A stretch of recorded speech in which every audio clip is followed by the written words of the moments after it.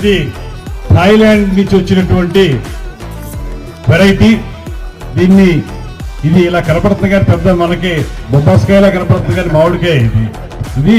దీనికి ఈ రోజున మన సత్యదేవ నరసరి వారు సత్యనారాయణ గారు వాళ్ళు ఏం చెప్తున్నారంటే, దుర్గారావు గారు ద్వారా ఈ మామిడికాయకి యోగాంధ్ర లెమన్ అనేటువంటి పేరుని నామకరణం చేయడం జరిగింది. ఇది ఒక అద్భుతమైనటువంటి, మరి స్వీట్ గా ఉంటుందండి. ఇది స్వీట్ గా ఉంటుందా? ఇంత పెద్ద కడియం నర్సరీస్ ద్వారా డెవలప్ అయిన ఒక న్యూ వెరైటీ ఇది మ్యాంగో PSN5. పుల్లా సత్యనారాయణ గారు అలానే దుర్గారావు గారు.